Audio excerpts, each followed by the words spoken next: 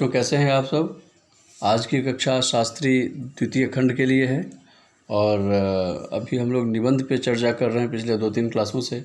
तो आज भी एक प्रसिद्ध निबंधकार का जिक्र करूंगा जिनका नाम है प्रताप नारायण मिश्र। और प्रताप नारायण मिश्र के बारे में बता दूं कि ये भारतेंदु मंडल के कवि थे। नवजागरण काल के कुछ कवि हुए थे भारतेंदु के सहित, जिसमें भारतेंदु, हरिश्चंद्र, प्रताप नारायण मिश्र, बाल मुकुंद गुप्त, बालकृष्ण भट्ट, ये कुछ कवि ऐसे थे जिन्होंने कविताओं के साथ साथ निबंध और गद्य में भी अपना हाथ आजमाया था। उसमें सबसे सिद्धस्त जो निबंधकार हुए वो आपको प्रताप नारायण मिश्र हुए और उनकी जितनी भी रचनाएं या जितने भी निबंध उनके हैं वो आज भी प्रासंगिक हैं। तो मैं पहले उनका कुछ जीवन परिचय आपको बता दूं। इनका जन्म 24 सितंबर 1856 ईस्वी को हुआ, निधन 6 जुलाई 1894 ईस्वी को। इनका जन्म बैद्यनाथ बैथर, उन्नाव, उत्तर प्रदेश में हुआ था।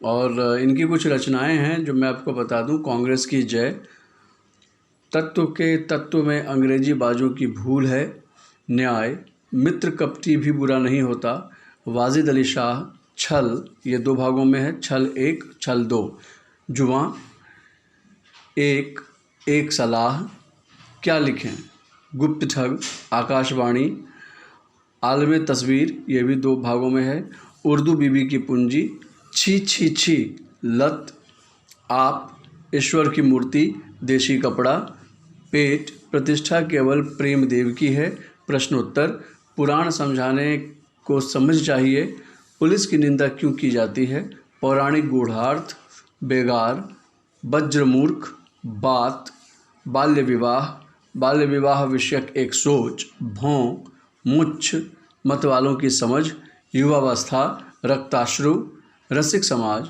राम, रिश्वत, वृद्ध, विलायत यात्रा, स्त्री, स्वार्थ, सहवास बिल अवश्य पास होगा, सोशल कॉन्फ्रेंस, हिम्मत रखो एक दिन नगरी का प्रचार होगा,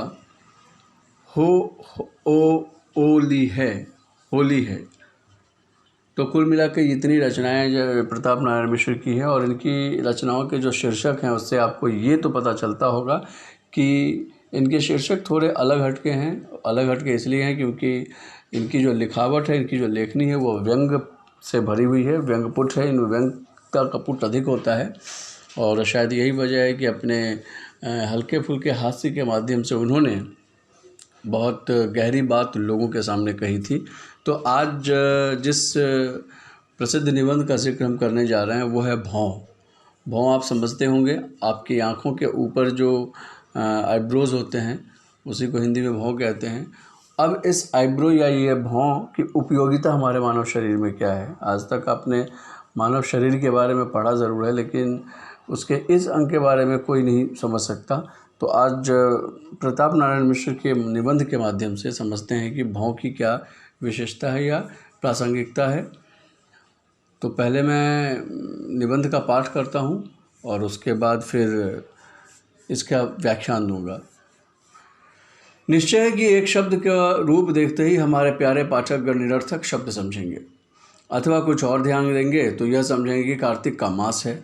चारों ओर कुत्ते की जुबारी भौं भौं भौंकते फिर रहे हैं। संपादकी सनक में शीघ्रता के मारे कोई विषय न सूझा तो भौं अर्थात भूखने शब्द को ही लिख मारा। पर बात ऐसी नहीं है। हमने अपने वाचक वृंद को एक अक्षर में कुछ और दिखाया है। महाशय, दर्पण हाथ में लेके देखिए, आँखों की पलकों के ऊपर श्याम वर्ण विशिष्ट कुछ लोभ हैं, वरुणी न समझिएगा। माथे के तले और पलकों के ऊपर वाले रोम समूह जिनका अपनी हिंदी में भैं, भौं हैं इत्यादि कहते हैं। संस्कृत के पंडित भ्रू बोलते हैं, फारस वाले अबरू और अंग्रेज वाले आईब्रो बोलते हैं। उन्हीं का वर्णन हमें करना है। यह न कहिएगा कि थोड़े से रोए हैं, उसका वर्णन ही क्या? नहीं, यह थोड़े से रोए सुवर्ण के तारों से अधिक हैं। हम गृहस्थ हैं, परमेश्वर न करे कि किसी बूढ़े बड़े की मृत्यु पर सिर के, दाढ़ी के और सर्वोपरि मूछों तक के बाल भी बनवा डालेंगे। प्रयाग जो जाएंगे तो भी सर्वथा मुंडन होगा। किसी नाटक के अभिनय में स्त्री भेष धारण करेंगे तो भी घूंघट डालेंगे। संसार विरक्त होकर संन्यास लेंगे तो भी कद्र भद्र कराना ही पड़ेगा। पर चाहे जग परलो हो जाए चाहे लाख तीर्थ घूम आवे, चाहे दुनिया भर के काम बिगड़ जाए, चाहे जीवन मुक्त ही क्यों पद न मिल जाए, पर यह हमसे कभी ना होगा कि एक छुरा भावों पर भी फिरवा लें। 100 हानि सहस्त्र श्लोक लक्ष्य और प्रतिष्ठा हो तो भी हम सबको मुंह दिखा सकते हैं, पर यदि किसी कारण भौहें सपाचट हो गई तो परदेशनी ही स्वीकार करनी पड़ेगी। यह क्यों? यह यूँ कि शरीर भरे की शोभा मुखमंडल और उसकी शोभा है ये, उसमें प्रेम पर कारीगर ने इन्हें किस चतुरता से बनाया है, बस पूछो मत, देखते ही बनता है। कविवर भर्तृहरि जी ने भ्रातुर्य कुंचिताक्ष कटाक्षा स्निग्धा वाचो लज्जिता चैव हासः लीला मंदं प्रसिस्थं च स्त्रीणाम मद्वेद भूषण चायुआर्थ लिखकर क्या सच्ची बात दिखलाई है कि बस अनुभव से ही काम रखती है। चाहे कहे तो कोई क्या कहे, निसंदेह स्त्रियों के लिए भूषण है, क्योंकि उसकी परम शोभा है और रसिकों को वशीभूत करने के हेतु सुंदरियों का शस्त्र भी है। यह बात सहृदयता से सोचो तो चित्त में अगणित भाव उत्पन्न होंगे, देखो तो भी अनेक स्वादु मिलेंगे, पर जो कोई पूछे कि वह क्या है तो भ्रूचात्र अर्थात भौहें और में भरी उस चतुरता से अधिक कुछ नाम नहीं ले सकते। यदि कोई उस भ्रूचातुर्य का लक्षण पूछे तो बस हाय हाय, कवियों ने तो भौं की सूरत मात्र देख के ही कह दिया, पर रसिकों के जी से कोई पूछे, प्रेम पात्र को भौं का तनक हिल जाना मन के ऊपर सचमुच तलवार का ही काम कर जाता है। फिर भ्रिकुटी कृपाण क्यों ना कहें, सीधी चितवन वान ही सीजे करेजे में चुभ जाती है। पर इसी भ्रूचाप का सहाय से श्री जयदेव स्वामी ने पवित्र वचन कहा, शशिमुख तब भांति भंगुर भ्रू युव जन मोह कराल काल असर्पी। उनकी आंखों से देखना चाहिए जिनके प्रमाधार कोप के समय भौएं सुकोड़ लेते हैं। कई दिन दर्शन न मिलने से जिनका मन उत्कंठित हो रहा हो, वे बुभ हृदय विराम की प्रेम भरी चितवन के साथ भाव भरी भ्रिकुटी ईद के चांद से अनंत गुणा सुखदायिनी होती है। कहाँ तक कहिए, भ्रिकुटी का वर्णन एक जीव से होना ही संभव है। एक फारसी का कवि यह वाक्य कह के कितनों रसज्ञता का अधिकारी हो गया है कि रसिककरण को गूंगे का गुण हो रहा है। भ्रिकुटी रूपी छंद पंक्ति के सहस्त्रों सूक्ष्म अर्थ हैं, पर उन अर्थों के बिना बाल की खाल निकालने वालों अर्थात महातीव्र बुद्धि वालों के कोई समझ को सह ही नहीं सकता। जब हाल ये है तो महातीव्र बुद्धि वाले केवल समझ सकते हैं, तो कहने का सामर्थ्य किसे है। संस्कृत भाषा, उर्दू, फारसी में काव्य का कोई ऐसा ग्रंथ है ही नहीं जिसमें लोम राशि का वर्णन न हो। अतः हम यह अध्याय अधिक न बढ़ा करके इतना ही निवेदन करेंगे कि हमारे देश भाई विदेशियों की व्यवहारानुमति रूपी वायु से संचालित भ्रिकुटी लता के ही चारों ओर फलदायिनी समझकर निहारा करें। कुछ अपना हिताहित आप भी विचारें।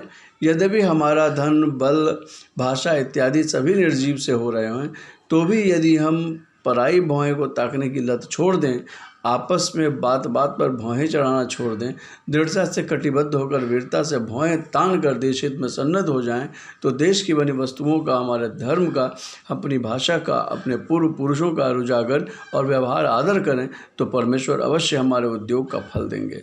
उनके सहज भ्रिकुटी विलास के अनंत कोटि ब्रह्मांड की गति बदल जाती है। भारत की दुर्गति बदल जाना कौन सी बड़ी बात है।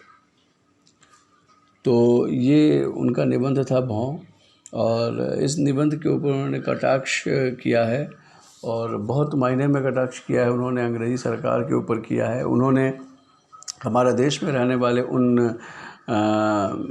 युवाओं के बारे में कटाक्ष किया है जो उस समय जो स्थिति थी देश की, चूँकि ये समय वह था जब 1857 के विद्रोह के बाद का समय थोड़ा सा था, और उस समय अंग्रेज़ों का शासन था और लोग परेशान हो रहे थे।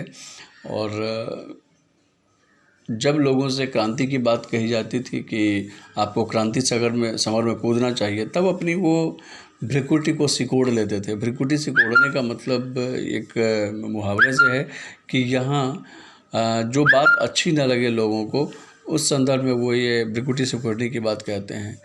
भ्रिकुटी सिकोड़ना नहीं है, अभी भ्रिकुटी तानना है। और इन्होंने बताया भी है अपने इस निबंध के माध्यम से कि ऐसे युवाओं पे दया आती है जो भ्रिकुटी सिकोड़ के अपने घर में छुप कर बैठे हुए हैं। यहाँ तो भ्रिकुटी तन जाने की बात होनी चाहिए और भ्रिकुटी तान कर सच्ची वीरता के साथ देश हित में लड़ना ही सच्ची देशभक्ति है। और प्रताप नारायण मिश्र इसी की वकालत भी करते हैं। भाव के बारे में वो ये भी कहते हैं कि आप इसे उपेक्षित न समझें, अगर इसे मानव शरीर में सिर्फ रोम के गुच्छ समझेंगे तो बहुत बुरा लगेगा। वो यहाँ तक कहते हैं कि नाटकों में पुरुष स्त्री का पात्र रख सकता है, स्त्रियाँ पुरुष के पात्र वेश को धर सकती हैं, स्त्रियाँ अपने चेहरे पे मूछें लगा सकती हैं, पुरुष अपने होठों पे लाली लगा सकते हैं, लेकिन दोनों में एक समानता है कि वो अपने चेहरे आँखों के ऊपर से जो भौएँ हैं उस पर छुरा नहीं लगा सकते, क्योंकि उन्हें पता है कि उनके चेहरे की खूबसूरती उनकी उस भौं से है। अगर उनकी भौहें ही कट गई तो वो खूबसूरती किसी काम की नहीं रहेगी। इसलिए इन आईब्रोज़ का इनका बहुत बड़ा महत्व है। इसके अलावा इन्होंने कुछ आईब्रो का पर्याय भी बताया है कि संस्कृत में इसे भ्रुज कहते हैं, हिंदी में भौहें कहते हैं, फ़ारसी में इसे अब्रू कहते हैं और अंग्रेजी इसी अब्रू शब्द का अपभ्रंश होकर आईब्रो हो गया है।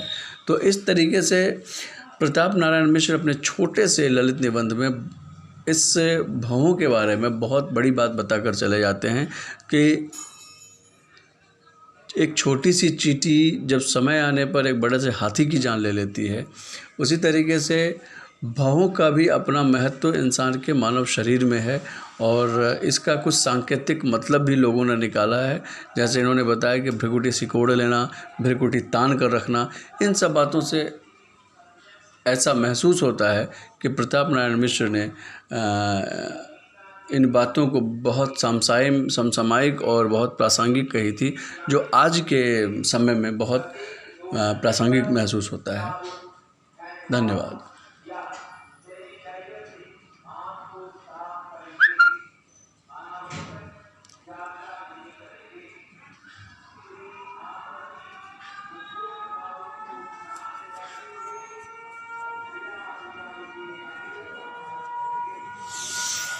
प्यारे बच्चों, दूसरा निबंध मैं प्रताप नारायण मिश्र जी का ही पढ़ता हूँ और इसका शीर्षक है राम। राम, हम जब भी ये शब्द बोलते हैं तो हमारे नज़रों के सामने श्री रामचंद्र जी का एक आभा झलक जाती है। आज यहाँ देखते हैं कि राम से इन्होंने क्या संबोधन किया है, क्योंकि हम इनकी विशेषता जानते हैं। इनके निबंध का जो वैशिष्ट्य है वह आपको व्यंग्य है और व्यंग्य के माध्यम से, हल्के फुल्के शब्दों के माध्यम से वह बहुत बड़ी बात कह जाते हैं। इनकी दूसरी विशेषता ये है कि अभी तक जो नवजागरण काल था उसमें खड़ी बोली जो थी वो अपने शैशवावस्था में थी। मतलब ये कि ये अवधि से अभी पूरी तरीके से मुक्त नहीं हो पाई थी, इसलिए इनकी जो भाषा है वो कहीं कहीं रखी हैं, जई हैं, खैबे, इस तरीके से हो जा रही है। ये आपको पता ही होगा कि सन 1901 ईस्वी से जब महावीर प्रसाद द्विवेदी ने सरस्वती पत्रिका का संपादन शुरू किया था, तब से खड़ी बोली थोड़ी परिष्कृत होनी शुरू हुई थी। उसमें बहुत संशोधन किया गया था, लेकिन भारतेंदु काल के जब लेखकों ने गद्य लिखना शुरू किया था तो उसमें अवधि का पुट अभी आता ही था। खड़ी बोली हालांकि इन लोगों ने शुरू कर ली थी, लेकिन ये अपनी शैशवावस्था में थी। हरी बोली अभी चलना सीख ही रही थी, इसलिए जो निबंध के शब्द हैं वो थोड़े आपको अटपटे लग सकते हैं या फिर अवधि भाषा से मिलते जुलते लग सकते हैं। तो शुरू करते हैं। राम। आहा, ये दोनों अक्षर भी हमारे साथ कैसा सार्वभौमिक संबंध रखते हैं कि जिसका वर्णन करने की सामर्थ्य ही किसी को नहीं है। जो रमण करता हो अथवा जिसमें रमण किया जाए उसे राम कहते हैं। अर्थात यह दोनों अर्थ राम नाम में पाए जाते हैं और हमारे भारत में सदा सर्वदा राम जी रमण करते हैं और भारत राम में रमण करता है। इस बात का प्रमाण कहीं ढूंढने को नहीं जाना है। आकाश में रामधनुष यानी कि इंद्रधनुष, धरती पर रामगढ़, रामपुर, रामनगर, रामगंज, रामरज, रामगंगा, रामगिरी, दक्षिण में खाद्य पदार्थों में रामदाना, राम केला, सीताफल, राम तेराई, चिड़ियों में राम पाखी, बंगाली मुर्गी, छोटे जीवों में रामबरी यानी कि मेंढकी, व्यंजनों में रामरंगी एक प्रकार के मुंगौड़े, तथा जहांगीर के मदिरा का नाम रामरंगी रखा था क्योंकि रामरंगी माँ नशे दिगर दर्द। कपड़ों में रामनामी इत्यादि नाम सुन के कौन न मान लेगा कि जल स्थल भूमि आकाश पेड़ पत्ता कपड़ा लत्ता खान पान सब में राम ही राम है, राम ही रम रहे हैं। मनुष्यों में भी रामलाल, रामचरण, रामदयाल, रामदत्त, राम सेवक, रामनाथ, राम नारायण, रामदास, राम प्रसाद, रामदीन, राम गुलाब, राम बख्श, राम नवाज। स्त्रियों में भी रामदेई, राम किशोरी, राम पियारी, राजकुमार, रामकुमारी इत्यादि कहाँ तक कहिए। जिधर देखो उधर राम ही राम दिखाई देते हैं, जिधर सुनिए राम नाम ही सुनाई पड़ता है। व्यवहारों में देखिए, लड़का पैदा होने पर राम जन्म के गीत, जनेऊ, ब्याह, मुंडन, छेदन में भी राम का ही चरित्र। आपस के शिष्टाचार में राम राम, दुख में भी हाय राम, आश्चर्य में, दया में अरे राम, महाप्रयोजनीय पदार्थों में भी इसी नाम का मेल। लक्ष्मी का नाम रमा, स्त्री विशेषण रमा, मदिरा का नाम रम। यही नहीं, मरने पर भी राम नाम सत्य है। उसके पीछे भी गया जी रामशिला पर श्राद्ध। इस सर्वव्यापकता का कारण यही है कि हमारे पूर्वज अपने देश को ब्रह्ममय समझते थे। कोई काम ऐसा ना करते थे जिसमें सर्वव्यापी सर्वस्थान में रमण करने वाले को भूल जाएं। अथच राजभक्ति भी इतने कि श्रीमान कौशल्यानंदन वर्धन, जानकी विजीवन, अखिलेन्द्र सेवित, पाद पदम, महाराजाधिराज माया मानुष भगवान रामचंद्र जी को साक्षात परम ब्रह्म मानते थे। इस बात का वर्णन तो फिर हम करेंगे। हमारे दशरथ कुमार को परब्रह्म मानते थे, वे निश्चय ही धोखा खाते हैं। अवश्य प्रेम राज्य में बैठने लायक नहीं है, पर यहाँ इतना कहे बिना हमारी आत्मा नहीं मानती कि हमारे आर्यवंश को राम इतने प्यारे हैं कि परम प्रेम का आधार राम ही को कह सकते हैं। यहाँ तक कि सहृदय समाज राम पाद नक्ष ज्योत्सना परम ब्रति गीयते कहते हुए भी किंचित संकोच नहीं करते। इसका कारण यही है कि राम के रूप गुण स्वभाव में कोई ऐसी बात नहीं है जिसके द्वारा सहृदयों के हृदय में प्रेम भक्ति सहृदयता अनुराग का महासागर उमड़ न पड़ता हो। आज हमारे यहाँ सब कुछ सामग्री नष्टप्राय, सब सुख सामग्री नष्टप्राय हो रही है। सहस्त्रों वर्षों से हम दिन दीन होते चले जा रहे हैं, पर तो भी राम से हमेशा संबंध हमारे बने रहते हैं। उनके पूर्व पुरुषों की राजधानी अयोध्या की दशा देखकर हमें रोना आता है, जो एक दिन भारत के नगरों का शिरोमणि था। हाय, आज वह फैज़ाबाद के एक ज़िले का एक गाँव मात्र रह गया है, जहाँ एक से एक धीर धार्मिक महाराज राज करते थे। आज बैरागी तथा थोड़े से दीन दशा दलित हिंदू रह गए हैं, जो लोग प्रतिमा पूजन के द्वेषी हैं। परमेश्वर न करे कि यदि कहीं उनकी चले तो फिर अयोध्या में रही तो क्या हो जाएगा, क्या जाएगा। थोड़े से मंदिर ही तो हमारी प्यारी अयोध्या के सूखे पहाड़ हैं, पर हाँ, रामचंद्र की विश्वव्यापिनी कीर्ति जिस समय हमारे कानों में पड़ती है, उसी समय हमारा मरा हुआ मन जाग उठता है। हमारे इतिहास को हमारे दुर्दैव का नाश कर दिया गया। यदि हम बड़ा भारी परिश्रम करके अपने पूर्वजों का सुयश एकत्र किया चाहें तो बड़ी मुद्दत में थोड़ी सी कार्य सिद्धि होगी। पर भगवान रामचंद्र का अविकल चरित्र आज भी हमारे पास है, जो औरों के चरित्र से सर्वोपरि श्रेष्ठ महारसूपर्ण परम सुहावना है, जिसके द्वारा हम जान सकते हैं कि कभी हम कुछ भी थे नहीं।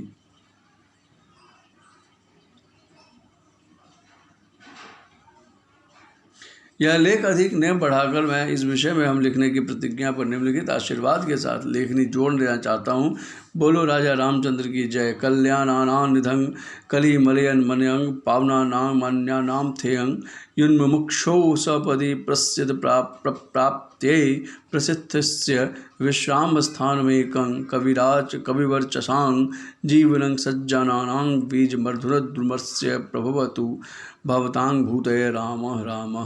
अर्थात कुली कल्याण निधान सकल कलुख नसावान सज्जन जीवन प्राण महापावन जन पावन अखिल परम पद पथिकन हित मार्ग कर संबल कुशल कविशन की बरवानी को बिहार थल सद्धर्म बिटप कर बीज यह राम नाम साँचहु अमृत। तब भवन भरे सुख संपदा सब समति सुयश नित नित अमित। तो ये प्रताप नारायण मिश्र की का दूसरा निबंध राम था। और इस निबंध के माध्यम से बहुत हल्के अंदाज में उन्होंने बहुत बड़ी बात कह दी है। उन्होंने कहा कि जो हम एक हमेशा से प्रश्न करते हैं या बोलते आते हैं कि कण कण में बसे हैं राम, या भगवान हमारे सर्वत्र छाए हुए हैं, तो उसी के आधार पर चाहे मनुष्य हो, चाहे पेड़ पौधे हों, चाहे पक्षी हों, सब में राम है। और आपको दिखाई कि उन्होंने विभिन्न नाम के हिसाब से बताया कि हर क्षण हम राम का नाम लेते ही हैं, चाहे किसी भी तरीके से है। अब ये जिस राम, जो राम सर्वत्र व्यापी है, जिस राम की हमने इतना गुणगान किया है, जिस राम का, उस राम के उस राज्य की स्थिति ये है, आज की दुर्दशा ये है कि जिस अयोध्या में बड़े बड़े महाराजा धीराज और बड़े बड़े ज्ञानी हुए, आज उस अयोध्या को एक छोटे से जगह पर समेट के रख दिया गया है।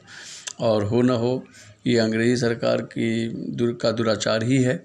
और सबसे बड़ी बात है प्रताप नारायण मिश्र के साथ कि उन्होंने जितनी बातें अपने निबंधों में कही हैं, कहीं ना कहीं सब एक कटाक्ष होता है अंग्रेज़ी सरकार पर, क्योंकि अंग्रेज़ी सरकार के आने के बाद ही देश में, वैसे तो इस देश को काफ़ी लोगों ने लूटा है, शक आए, हुण आए, मुग़ल आए और सबसे बाद में अंग्रेज़ आए, लेकिन जितना अंग्रेज़ों ने इसे प्रताड़ित किया उतना किसी और ने नहीं किया। तो आज हमने प्रताप नारायण मिश्र को जाना, और प्रताप नारायण मिश्र को जानने का एक सबसे अच्छा ये तरीका था कि इनके जो निबंध होते हैं ना, वो व्यंग परक होते हैं। अपने व्यंग भरे शब्दों से वह हल्के फुल्के अंदाज में लोगों को हंसाते हुए बहुत बड़ी बड़ी बातें कह जाते हैं।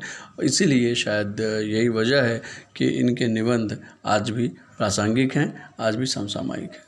तो आज की कक्षा इतनी ही। कल हम फिर मुलाकात आपसे करेंगे एक नए निबंधकार के साथ, और उसके बाद इस पे मैं कुछ आपको निबंध बताऊंगा। जैसे हमारे समाज में कुछ जो निबंध हमारे टॉपिक्स में आते हैं वो बताकर फिर हम व्याकरण की ओर चलेंगे। बहुत बहुत धन्यवाद।